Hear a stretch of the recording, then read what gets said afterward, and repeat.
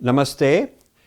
I'm here at the World Hindu Congress in Chicago with R. Jagannathan, a famous, well-known journalist in India for 40 years, now with Swarajya magazine.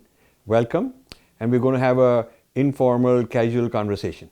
Thank you, Rajiv. I think it's a pleasure meeting you after such a long gap, and I'm glad that we're meeting at the right event. But even at the right event, there seem to be some wrong vibes coming from some sections of people who don't seem to be interested in the well-being of this society that we're talking about. You spoke about it in a recent video. What do you think that anger is coming from?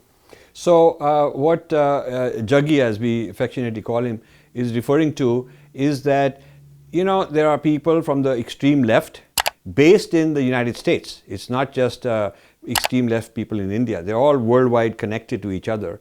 And these guys started some time back a campaign to tell some well-known celebrities and famous people, political people, intellectuals not to come because they accuse the conference of Hindu chauvinism and links with bad people and extremism and militancy and all of that stuff, which many of you are familiar with. And it was sad that some important people backed out. For instance, Tulsi Gabbard, Hindu congresswoman from Hawaii, who's received a lot of funding and support from Hindus in this country, backed out. Right. And that's just one example of several. So I decided that since nobody has stood up and hit back at the attackers, I should do something. Right. So I made a 5-minute video giving my views on it, why I'm going to attend, so that people get encouraged to attend. And the good news is that not only has the tide of people wanting to abandon it stopped, it reversed. So it's a sellout, it's sold out, in the sense that no more people can get in because the registration is full. More than 2,000 people registered. It's the largest and most positive Hindu event in North America that I know of during my life. So it's a huge success, and we've turned what could have been an adversity into success. Right. So that's really, in a sense, what has happened in the last several days. And so we'll and this is an event with Hindu leaders from many parts of the world. So it's truly a global event. Right. In the spirit of Hinduism, very open. So an additional question in the same subject. Why is it that some people, despite being Hindu, feel compelled to do some kind of negative virtue signaling when somebody says, oh, you're backing the wrong cause or you're consorting with the wrong people? I mean, who are the wrong people here and what's the problem here? I guess you and I are the wrong people, because it's people like us who are here. Right. And they don't want people to come and listen to us. People coming in, meeting and discussing things is a wrong idea? Yeah, see, this World Hindu Congress has got a track on economics, one on education. I mean, nothing wrong with these things. One on women, one on youth. So there are different tracks on different themes of civic society. And so what is wrong? I mean, you have Jewish people having such events all over the world. You have Christians, you have Muslims. And, people want to celebrate the good things about their faith and show how this faith can be channeled to do good things in various tracks, various aspects of society. There's absolutely nothing wrong. And we are here. Infinity Foundation is here with a 4-person media team, and we are covering the whole thing. And so we'll put up several of the highlights on our channel, so people can judge for themselves whether this was anything wrong going on or whether this was actually a very brilliant thing that the organizers put together. Right. But is this about America, or is it about something that these people have designs on India? You wrote about it in our magazine for the Breaking India Forces. So why are they so keen to break that country up? I mean, it's been trying its best to do what it can positively for the world. Sure. I must thank you. Swarajya magazine did a cover story on me and the Breaking India book, and you interviewed me, and that made a huge impact. It made because my book has been out for many years, and even before the book came out, for 15 years prior to that, I was writing about all this and giving lectures. So this business of breaking India, let me just explain for those who are listening for the first time. Breaking India is a kind of a project involving a large number of people, not only in India but also overseas. Not only right, including left. I mean, where do these fellows come together? Right-wing people who are Christian, evangelists, Islamic right-wing people, left-wing Marxists, Maoists, somehow coming together to break the fabric of India. And to break the fabric of India, they have to break Hinduism. And to break Hinduism, they have to denounce our gurus, they have to denounce our gods and our deities. They have to denounce the paramparas, the lineages, the family system, the rituals, or everything, whatever they can get hold of, texts, whatever they can get hold of. So there are different specialists in the Breaking India project who focus on different aspects of it.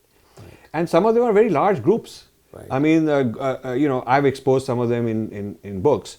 To go after one particular group takes many years and 500 pages of writing to really expose them properly. Right. But when you expose them, they are really hit hard. It affects them, it mobilizes our support, and so we need to keep building up. Right. This event will further boost our side response to the Breaking India forces. Right, and I think I can see that some of that happening, because I think the term Breaking India forces is now come into common usage. Yes. A lot of people use it. Of course, your rivals, of course, say that you're using it with a certain amount of smirk in their faces, but nothing more than that. But tell me, why is it that even in today's India, where you have a people of 1 billion people professing broadly the same faith with differences, of course, why do they feel so conscious about proclaiming their identity? Forget it, if it is about some negative thing, I can understand you shouldn't be happy about it. If you're talking about things about caste, maybe you need to be a little ashamed of it and do something about it. But why do you feel in general that you need to feel ashamed of being one? So I think we have a colonial baggage. We have even before the British colonial, there was a Muslim colonial system.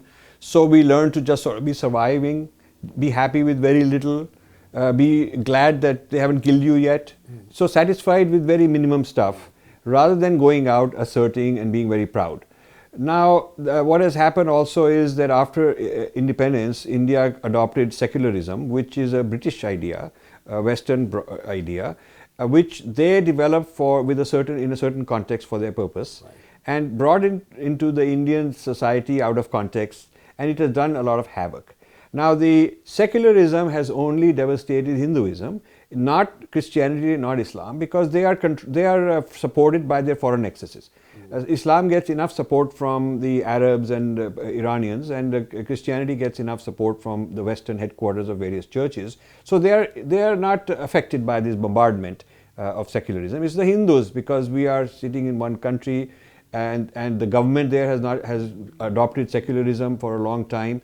So the Hindus are kind of almost like made to feel ashamed of themselves, and many Hindus will say, I'm privately a Hindu. So when this attack happened recently, nobody wanted to defend. Everybody said, you defend, I'll just tell you privately I'm with you, but you go and talk about it. And the other guy will say, well, I think the other guy should talk about it. So they would pass around, no one wanting to stick their neck out and defend. Right. And then they would say, oh, maybe we don't need to defend. Maybe it'll go away. See, this kind of a thing is very bad. It'll just go away. We don't have to worry.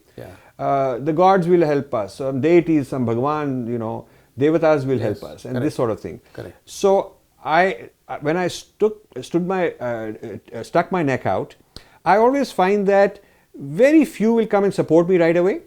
Most people will sit on the fence and see which way it goes. They don't want to bet on the wrong horse. That's right. They want to see, if he's in trouble, we'll just not have anything to do with him. Correct.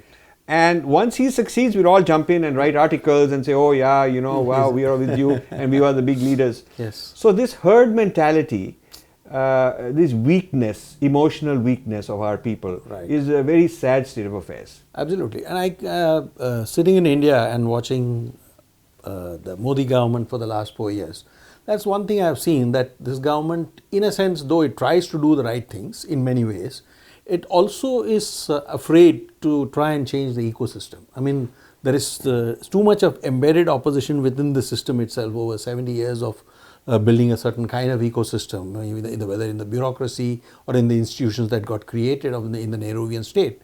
But even this government, after 4 years in power, it hesitates to do what is right thing without necessarily discriminating against anybody else. I mean, why do you think that's happening? I mean, I find it odd that, in fact, the strongest critics of this government are all people who identify themselves as Hindus. Yes. Yeah, you are absolutely right. A lot of Hindus are disappointed. I think there is also a shortage of good leaders in the government who understand these issues.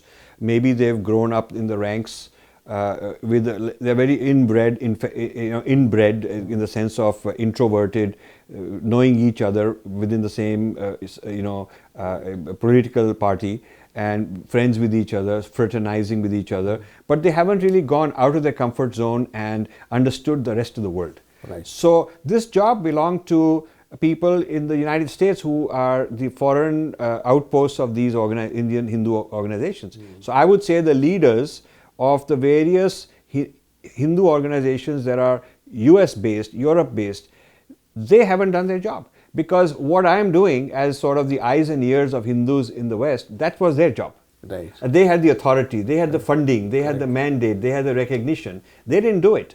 I'm a nobody doing this. In a sense, I'm doing their job.